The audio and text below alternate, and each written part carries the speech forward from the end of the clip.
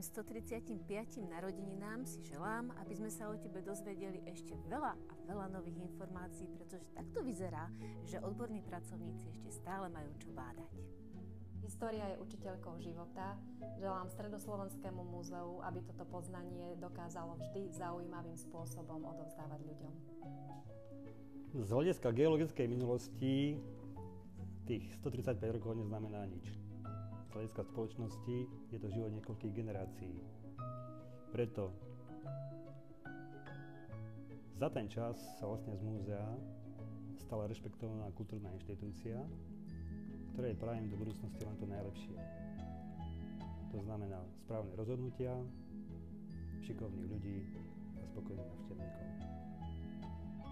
Čo praje múzeu? Praje mu roky prosperity pre vedca pálených muzejníkov a vnímavých návštevníkov. Chcela by som popriať múzeum, aby aj ďalších 135 rokov zostala priorita všetkých zamestnancov starostlivosť a uchovávanie zbierkového fondu, pretože je naozaj bohatý a nádherný. Múzeu prajem k narodeninám veľa spokojných návštevníkov, množstvo inšpiratívnych výstav a ešte aspoň ďalších 135 rokov úspešného fungovania. Do budúcich rokov prajem Stredoslovenskému múzeu veľa múdrych odborníkov, pre ktorých bude prioritou aj zachovávanie kvalitných vedeckých informácií o zbierkových predmetoch.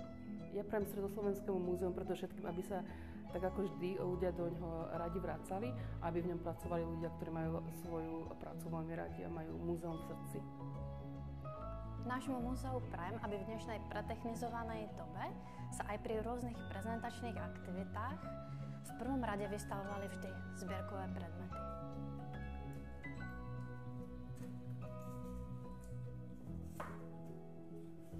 Aj my z reštaurátorskej dielne prajeme múzeu čo najviac zreštaurovaných predmetov.